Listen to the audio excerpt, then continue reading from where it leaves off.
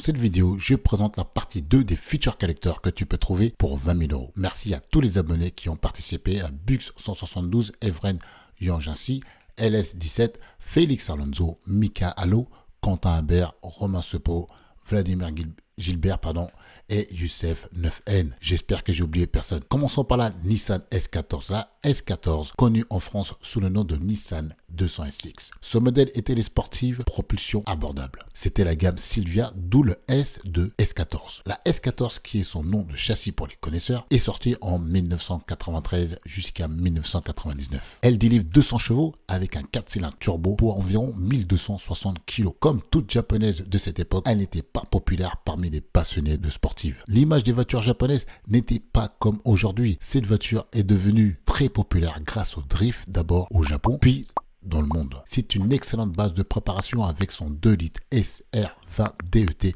qui peut prendre beaucoup de chevaux, mais surtout son châssis équilibré. Il y a encore beaucoup de drifters qui utilisent cette plateforme. Comment ça se fait rare, et il faut le reconnaître, il y a très peu de sportives en propulsion dont les prix grimpent. C'est la loi du marché. On en trouve autour des 20 000 euros, plus ou moins en fonction de l'état du kilomètre et, comme d'habitude, l'année. C'est une voiture qui est très difficile de trouver d'origine, même presque impossible. Mais on ne sait jamais. Maserati Quattroporte. Et oui, on peut trouver une supercar 4 portes, la Maserati Quattroporte avec son moteur V8 atmosphérique emprunté de la Ferrari. Est une affaire pour ceux qui recherchent quelque chose de puissant, propulsion et 4 portes. Le modèle qu'il faut privilégier est le modèle avec la boîte BVA et non la boîte F1 machin chouette. La boîte BVA est la boîte à convertisseur classique de chez ZF, un spécialiste de boîte auto. Avec cette boîte BVA, on la reconnaît avec la sélection de vitesse plus imposant que le petit sélecteur F1. La boîte est plus fiable et moins chère à entretenir. C'est une grosse berline puissante, a un badge mythique et un moteur mythique. Elle fait partie des plus beaux bruits de V8 au monde. Je pense qu'elle a tout pour devenir un futur collector dans les futures ères des voitures électriques. On peut la trouver dans les 20 000 euros. En général, elles ne sont pas brutalisées. Le problème peut venir de l'entretien de certains propriétaires qui peut être négligé. Le style peut plaire comme déplaire. Par contre, le bruit, il est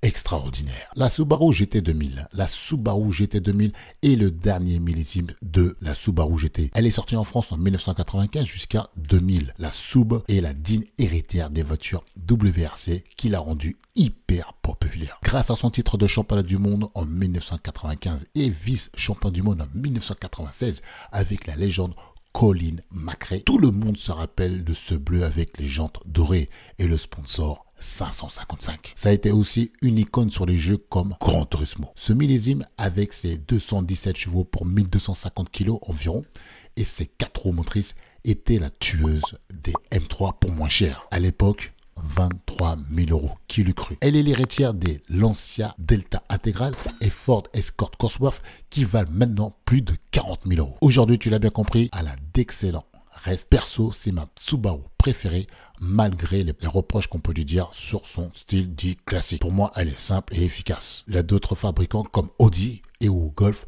qui ont des styles aussi basiques mais qui font de très bons scores niveau vente. Un futur collector qui reste abordable pour le moment et qui fait partie des mythes du WRC. Les prix ont vraiment tendance à grimper. CLK 55 AMG, la Mercedes CLK 55 AMG et le coupé berline de la classe E avec le moteur V8 atmosphérique qui délivre 367 chevaux avec un couple énorme de 510 Nm.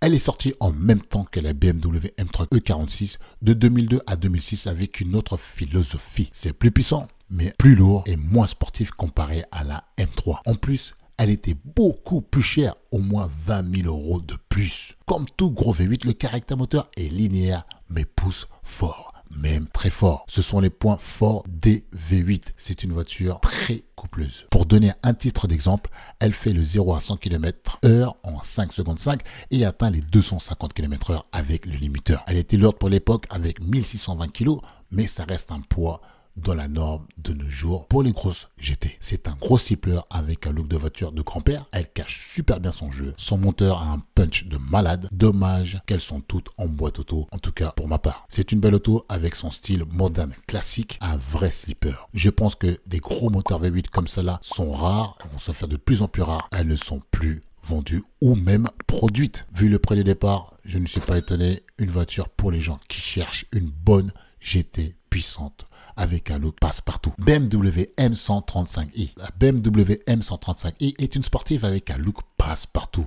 Elle a tout d'une M, mais ce n'est pas une M. C'est une sportive puissante, construite pour les gens qui veulent les daily tous les jours. Comme ils ne vont pas sur circuit, pourquoi s'embêter à mettre des suspensions hyper sport dures ou mettre un différentiel si c'est pour juste rouler sur la route normale. D'ailleurs, elle a la même base que les M2. Elle offre 320 chevaux pour un poids de 1450 kg. Elle a des performances à faire tomber une M3 E46 sur tous les compartiments, accélération ou reprise. Et même, j'irai plus loin, même sur les temps du Nürburgring, la M3 E46 a fait un temps de 8,22 et la M135i 8,17. Pas mal pour une voiture qui a vocation un peu GT ou daily. Je trouve qu'elle a un excellent rapport poids-puissance. C'est une propulsion comme j'aime, mais on peut l'avoir en 4 motrices avec une boîte méga ou une boîte auto. Elle n'est pas loin d'une M. Les suspensions sont typées plus grand tourisme, plus souples.